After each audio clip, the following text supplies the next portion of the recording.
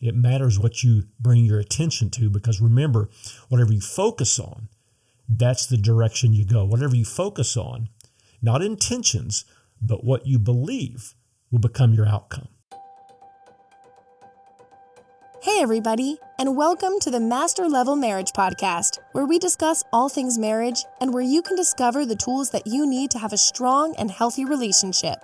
Our host, author, and marriage coach, Dr. Ronnie Gaines, will unpack many facets of a marital relationship as he dives into the dynamics of a marriage. In each episode, you will learn what it takes to succeed in your relationship and win in your marriage. Whether you are in the planning stages or have been married for several years, our desire is to help you grow and enrich your life as a couple and become a success story. Subscribe or follow us and be notified of each episode. Please leave us a review and help us help other couples.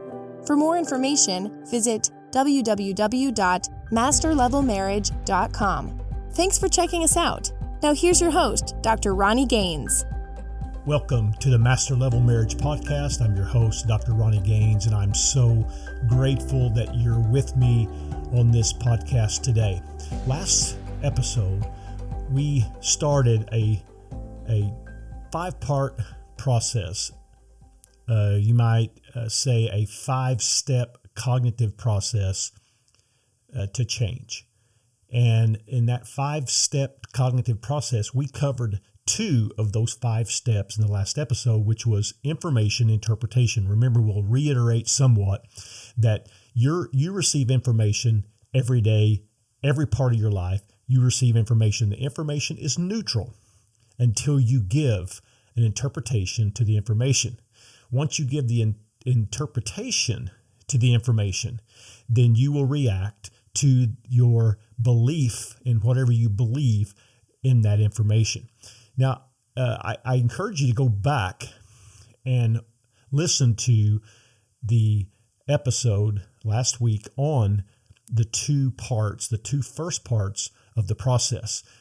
The most important part of this 5-stage process is the interpretation. It matters what you label the information.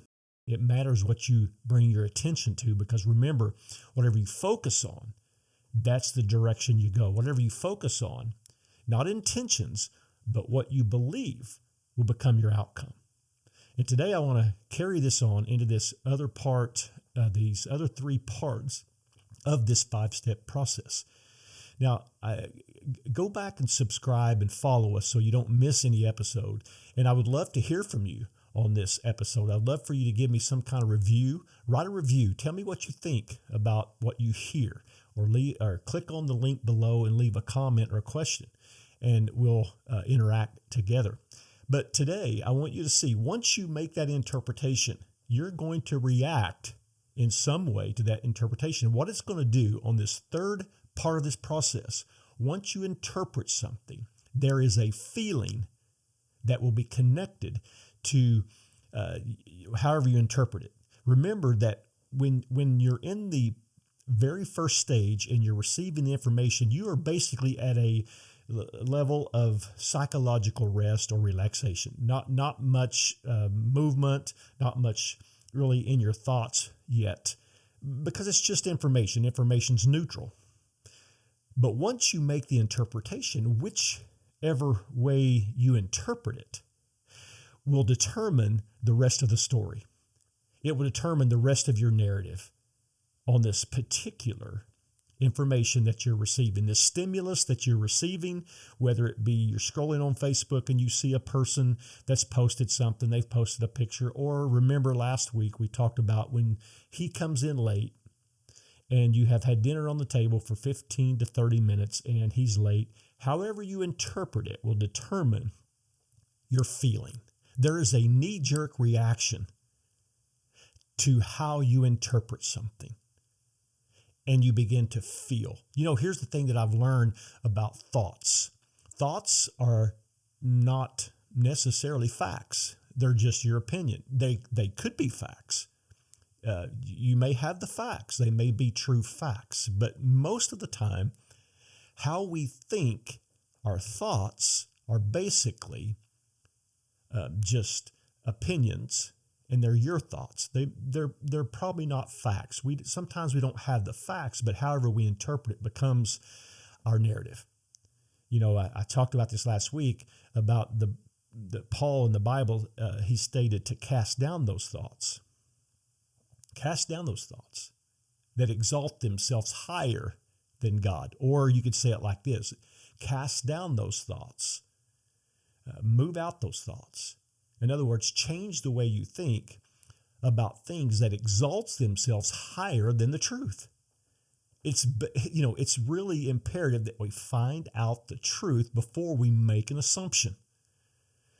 And so many times in our relationship, many times in our marriage, we assume things, we interpret things that are not the facts. They're just thoughts. They're our opinions. And everyone has thoughts and opinions. We all have thoughts and opinions, but they're not always facts. And so we have to understand that we are going to have thoughts, and those thoughts are important to us because they're our thoughts. It's what we believe, and whatever you believe, that's the direction you go. And whatever you believe will determine your feelings. If I believe that this person on Facebook is annoying because of their post, I interpret this post as, oh, that's ridiculous. Then my feeling is annoyed, right? So I have this feeling. And how many of you gone through Facebook and you're scrolling and you see this person who always posts something? They're always posting something, and it's a picture. And you're like, oh my gosh. And the first thing, you interpret that, and then you become annoyed, or there's a feeling, there's an emotional feeling connected in some way to this post. It also has to do with, let's just go back to our scenario from last week. He walks in, or he's late. It's 15 to 30 minutes late. You interpret it as that he devalues you or devalues what you've done for him. And when you interpret in that way, there's a feeling connected. There's a feeling of hurt. There's a feeling of frustration. And so this feeling is connected to the interpretation. This happens in everything in your life. This process, these stages happen every day throughout the day. First, you receive information, then you interpret it, and however you interpret, there's a feeling connected to that interpretation. So here's the fourth aspect of this process, these stages, if you will, that once you feel something, a behavior will follow your feeling. If he's not home and you feel devalued, you feel hurt, you feel aggravated, you feel frustrated, the behavior when he walks through that door is you're going to let him have it, right?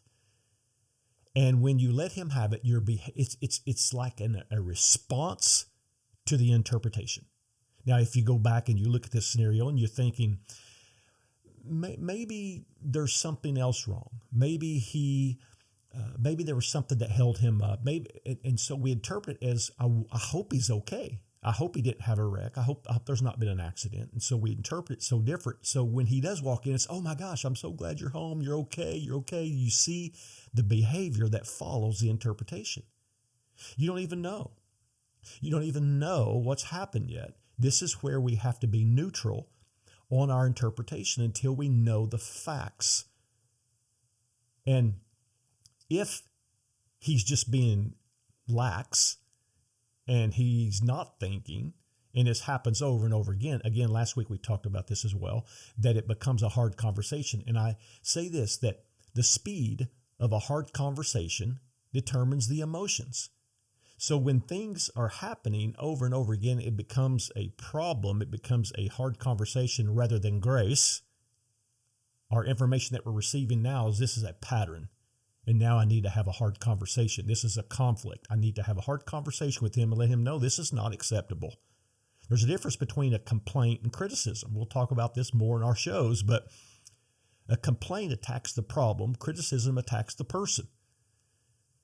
And so I have a legitimate complaint. You have a legitimate complaint. He keeps coming in late. And the food keeps getting cold. I keep getting this prepared, and he's always late, so it becomes a habitual problem. So now it's a complaint. I have a complaint, and I need to address this with you so we get this straight and that we are able to work through this.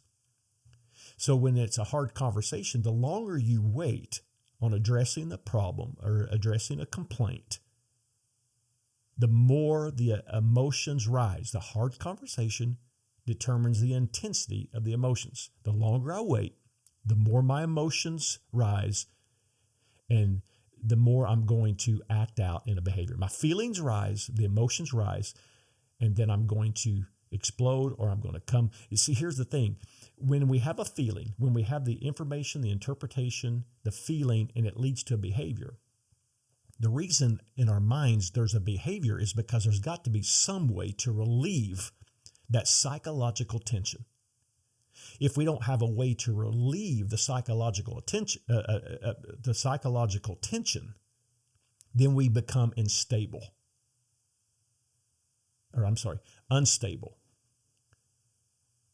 And when we become unstable, there will be conflict stacking. One conflict after another begins to stack. So it causes instability. So what we have to do is we have to have that conversation. We have to share our complaint. We have to give each other space in a marriage to be able to complain. There's a difference between being a habitual complainer and complaining about a necessary thing to move forward. We need to have space and give space to our spouse to be able to complain about things that is a discrepancy in the marriage. Again, it's different. Complaining is different than criticism. Criticism will attack the person. You don't want to attack the person. Let's attack the problem. That's the complaint. And when we have a complaint, we need to go to the other and speak our truth in love. It's one thing to point and attack the person rather than speak our truth in love. When we speak our truth in love, it lets the other know that, listen, this is a discrepancy. This is something that's happened that needs to change. And I love you, but it's got to change. When we learn to speak our truth in love and attack the problem with a complaint, it starts bringing us back to this homeostasis state of psychological tension and psychological rest and relaxation. We want to come out of that stress. And when we're able to share our complaint, it brings us back into a stable psychological relaxation state. If we're not able to produce some kind of stability, then we remain unstable and we begin to stack problems. So we have the information, we have the interpretation. This stage is most critical. And then we have the feelings and the behaviors that will follow. There will be a knee-jerk reaction in the behavior. We'll either scream, yell, kick the dog, or hit, whatever we need to do to bring us back to a stable. But we're unstable, so we're in this state of instability, and so our behaviors tries to bring us back to a state of relaxation. There's one final thing to this process. Once our behaviors are displayed, then there's an effect. Or you could say there's a consequence. Whatever our behavior becomes, whatever behavior we display, there is an effect or there's a consequence. If we interpret in a way that keeps us in a state of rest, our psychological rest, then our feelings are different and our behaviors will be different, and the effects or the consequences, if you will, the effect will be calm, the effect will be understanding, or the effect will be that we're going to wait to hear the truth. But if we interpret it in a way that takes us to a state of psychological tension, our feelings will hit the roof, our behaviors will be displayed in a negative way, and the effect will be that we will have a bad evening. We're not going to have a good time this evening. We're not going to be in a state of peace this evening. We're going to be in a state of chaos. So watch this process. It matters how you think. We need to change the way we think about every situation. When we can change the way we think and keep our minds into a state of psychological rest and relaxation, you will have a healthier life. Stress is one of the biggest killers in our bodies. It causes all kinds of problems. And when your marriage is in a state of chaos and stress, eventually this negativity will lead to failure. What if we can get our relationship to a state? What if we can follow this 5-stage process and change the narrative of our story and keep our minds in a state of psychological rest, psychological relaxation? There may be a problem. Let's bring it to the forefront. Confront the problem, make the complaint, get healing, get health, and every situation you can win in your relationship. I want to leave you with this today. Remember this process. We may talk about this in future shows and just kind of bring up different aspects of this again to reiterate it. But change the way that you think. It matters what you think. You have control. You're the only one that has control over the way you think. You don't have control over the way your spouse thinks. You don't have control over anyone else. The control is only your control for you. And when you control your interpretation, you'll control your feelings and you'll control your behaviors, and you will ultimately control the effect or the outcome. Today, take control. Put these 5 things into process and begin to change your marriage and change your life. Again, I want you to subscribe. I hope this has been helpful in these last 2 weeks, bringing about this 5-stage process and putting it into action. Don't just take the knowledge. The knowledge is only potential power. The power is in the change of your mind. Subscribe, follow us, leave a comment, leave a message, leave a question, and let's interact on this together. Go down and write a review. Write your thoughts, and we'll change together, and we'll have a healthy marriage. I want to leave you with this today as we close this episode out. I want you to be your best self, live out your full potential, and experience your best marriage. I'll see you on the next show.